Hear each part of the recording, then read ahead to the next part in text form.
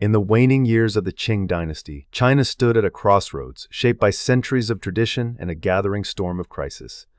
The mid-19th century was a time of profound turmoil, with the empire's foundations trembling beneath the weight of both old and new problems. To understand how a rebellion as vast and destructive as the Taiping could erupt, one must first step into the world China had become, a nation groaning under the strain of its own remarkable growth and a changing world swirling just beyond its borders. For centuries, the Qing dynasty had ruled as an absolute monarchy, presiding over the world's most populous nation.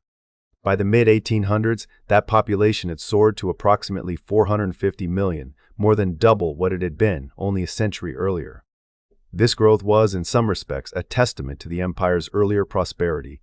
Agricultural advances, improvements in flood control, and periods of peace had allowed families to multiply, yet this very success planted the seeds for future disaster. The land that had once seemed boundless began to shrink. There was simply not enough farmland to support so many people, and with each generation, inheritances splintered into ever smaller plots. Many peasants found themselves with little more than a sliver of earth, or none at all. As the countryside filled to bursting, rural poverty deepened.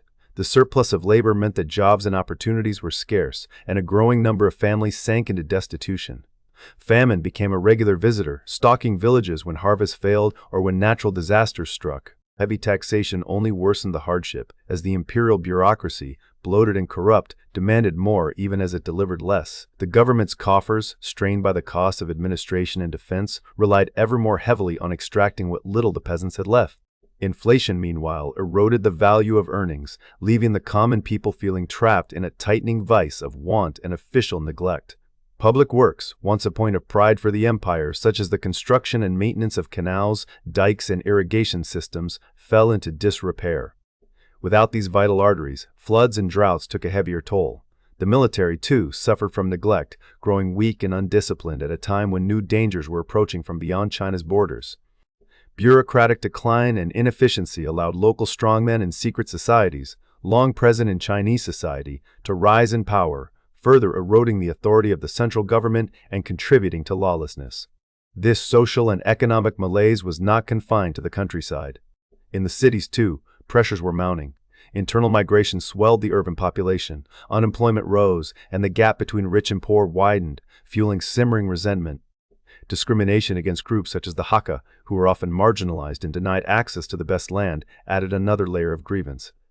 The Qing, a dynasty founded by the Manchus, still ruled over a population that was overwhelmingly Han Chinese, and both ethnic and social tensions simmered uneasily beneath the surface. Traditional hierarchies and the Confucian social order, so long the glue of society, seemed increasingly ill-suited to address the scale of these new challenges. If internal pressures were not enough, the 19th century brought a new and unfamiliar threat, the encroachment of Western powers. The Opium War, which erupted in 1839, marked the turning point. The British, seeking to rebalance a trade deficit caused by their demand for Chinese tea, began smuggling opium into China. The resulting epidemic of addiction and the outflow of silver sapped the economy and undermined social stability. When the Qing government tried to halt the trade, Britain responded with military force. The Qing's defeat in the Opium War exposed the empire's military weakness to the world and to its own people. The Treaty of Nanjing, forced upon China in 1842, opened a series of treaty ports to foreign traders, granted extraterritorial rights to Westerners, and ceded Hong Kong to Britain. These humiliations not only stripped the dynasty of control over its own territory, but also shattered its prestige. Foreign influence, though initially limited to certain coastal cities, had a destabilizing effect that rippled far beyond the treaty ports. Western ideas and Christian missionaries began to make inroads, unsettling traditional beliefs. Economic imperialism and the loss of sovereignty bred suspicion and resentment, while the influx of foreign goods disrupted established patterns of commerce. The Qing, already struggling to govern its vast and diverse lands, now faced the added challenge of foreign intervention and the erosion of control over its borders. The government's attempts at reform were halting and largely ineffective. Efforts to modernize the military or introduce new technologies faltered in the face of entrenched interests and resistance from conservative officials. Central authority weakened, and as the dynasty tried to balance competing demands from within and without, power slipped away from the capital. Decentralization became the norm as provincial officials, often more responsive to local needs than to imperial edicts, exercised increasing autonomy. In the vacuum left by a faltering central government, Local leaders, strongmen, and secret societies gained sway, sometimes governing in the interests of their communities, sometimes preying upon them. All these forces, demographic pressure, rural poverty, ethnic tension, government corruption, and foreign encroachment combined to create a combustible atmosphere. Rebellions were not new in China's long history, but the mid-19th century saw a marked increase in their number and intensity. Some were sparked by local grievances, others by religious or ethnic strife. Nowhere was the situation more volatile than in Guangxi province, a region riven by sectarian disputes, economic hardship, and migration. It was here, amid a population battered by poverty and neglect, that the first sparks of the Taiping movement would catch. The Qing's inability to address these overlapping crises left many feeling abandoned by their rulers. High taxes and the concentration of land in the hands of a few made life harder for the majority, while discrimination against certain groups fueled resentment and a sense of injustice. As secret societies and bandit bands proliferated, lawlessness spread, sometimes erupting into outright rebellion. The dynasty's refusal to adapt, combined with its defeats at the hands of foreign powers, left it exposed and vulnerable. Nationalist sentiment began to stir, even as the Qing's legitimacy was called into question. By the eve of the Taiping Rebellion, China was a nation stretched to its breaking point. Its people were hungry, overworked, and increasingly desperate. The imperial system, once a source of stability, now seemed remote and impotent. Foreign powers hovered at the gates, and the traditional order was in disarray. In such conditions, the promise of a new order, however radical or unlikely, could sound like hope. The ground was thus prepared for the emergence of a movement that would seek not just to reform China, but to remake it entirely. A movement that would plunge the country into one of the bloodiest civil wars in history and leave scars that would shape its future for generations to come. It is often said that the course of history can pivot on a single, unlikely life. In the southern hills of China, among the restless and often marginalized Hakka communities, a boy named Hong Xiuquan was born into modest circumstances and raised with aspirations that reached far beyond his small village. Like countless others, Hong's family hoped that success in the imperial civil service exams would offer a path to honor and security. Yet for Hong, these hopes were dashed again and again. With each failure at the examination halls, the weight of personal disappointment grew heavier. But for Hong, this burden was not merely academic, it became a crucible of spiritual crisis. After yet another unsuccessful attempt, Hong fell gravely ill. As his body battled fever, his mind was swept up in a torrent of visions. In these dreams, he found himself in the presence of celestial beings. He saw a radiant old man with a golden beard and, beside him, a younger figure. The old man entrusted Hong with the task of ridding the world of demons and purifying the age. These visions would come to haunt and shape him, but in the moment, their meaning eluded him. For years, Hong drifted in a fog of confusion, unable to reconcile what he had experienced with the Confucian teachings that had guided his life. The turning point came when Hong encountered a set of Christian pamphlets left behind by missionaries passing through the region. In them, he found unfamiliar stories of a single omnipotent God, of Jesus Christ, and of a moral universe governed by reward and punishment. As Hong pored over these words, his earlier visions began to take on new significance. The old man, he now believed, was God the Father, the younger figure was Jesus Christ, and Hong himself, he concluded with growing conviction, was none other than the younger brother of Jesus, chosen to carry out a divine mission on earth. This revelation was electrifying and deeply radical in the context of Chinese society. Hong did not keep his newfound beliefs to himself. He began to preach a new interpretation of Christianity, one tailored to the local context and infused with his own revelations. He founded the God-worshipping society, gathering followers first among the Hakka and other marginalized peoples in Guangdong and Guangxi. By 1850, this society had swelled to over 10,000 adherents, a testament to the hunger for spiritual and social change among the dispossessed. Hong's teachings were unlike anything China had seen. Drawing on Christian inspiration yet blending it with Chinese traditions, he crafted an ideology that promised not just salvation in the afterlife but transformation in this world. He spoke of a heavenly kingdom on earth, free from the corruption and inequality of the existing order. In his sermons, the Qing rulers, long viewed by many as distant and oppressive, became demons to be overthrown. The God-worshipping society was not merely a religious sect, it was the seed of a revolutionary movement. The years following Hong's initial awakening were marked by fervent study. In 1847, Hong traveled to Guangzhou, where he met American missionaries who provided him with a copy of the Bible and guidance in its teachings. For Hong, this was no simple conversion, it was a process of adaptation and reinvention. He and his followers did not accept Western Christianity wholesale. Instead, they reinterpreted biblical stories, reshaping them to fit their vision for China. Hong even undertook the task of rewriting Christian teachings, producing a version of the faith that called for the destruction of idols, the abolition of opium, and the establishment of social equality. The result was a faith both deeply familiar to its followers, rooted in the language and imagery of Chinese tradition, and utterly foreign in its revolutionary ambitions. The message resonated widely, especially among those who felt excluded or oppressed by the prevailing order. The promise of equality, of shared land, and of a new social contract proved intoxicating.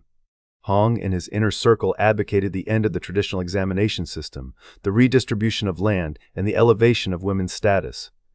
The movement's millenarian character, its promise that a new, purified world was within reach, gave followers a sense of urgency and hope. It was a faith for the desperate and the idealistic alike. As the God-worshipping society grew, it began to take on the trappings of a state within a state. Leaders were appointed, rules codified, and rituals developed. The movement's gatherings swelled in size, often alarming local authorities. Their discipline and sense of purpose set them apart from other sects or secret societies of the time. The society's blend of European religious inspiration and Chinese social ideals was unprecedented, a cross-cultural phenomenon that would have lasting consequences for China's future. By 1851, Hong Xiuquan was ready to move from prophecy to action. He declared the founding of a new dynasty, the Taiping Heavenly Kingdom. No longer content to exist on the margins, the movement now openly challenged the authority of the Qing.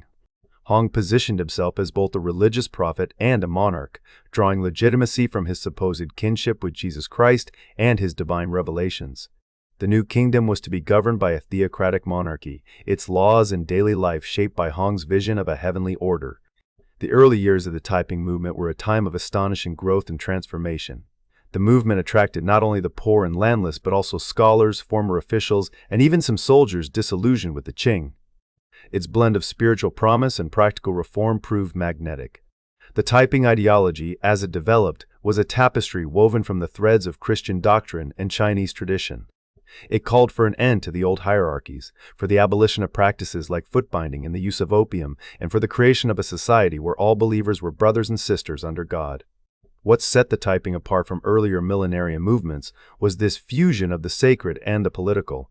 The Taipings did not merely anticipate a coming apocalypse, they sought to bring about a new order through force of arms and social reorganization.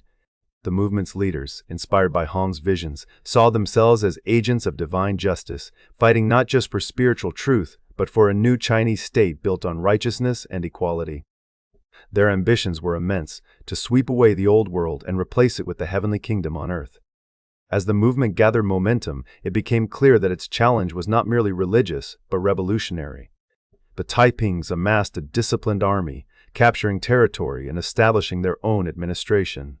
In 1853, they seized Nanjing, a city of immense symbolic and strategic importance, making it the capital of their heavenly kingdom.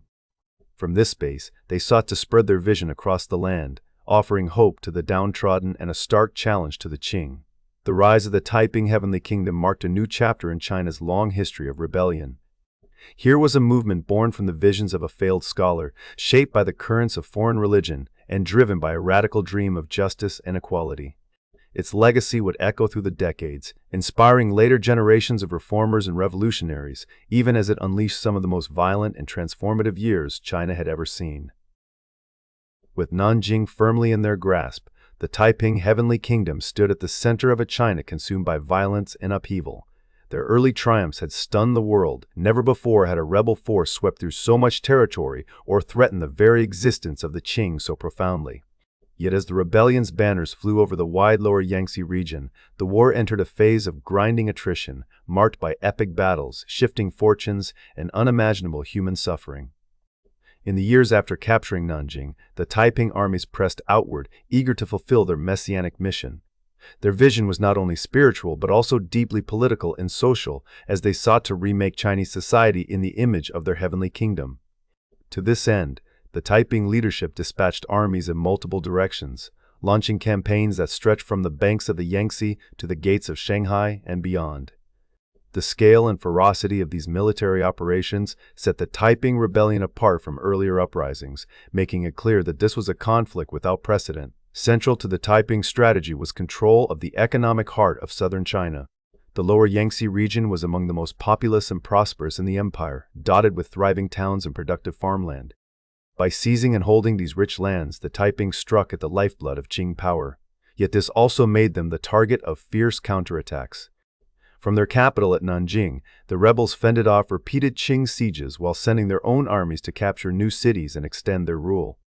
One of the most consequential campaigns was the attack on Anqing, a city commanding access to vital grain routes along the Yangtze.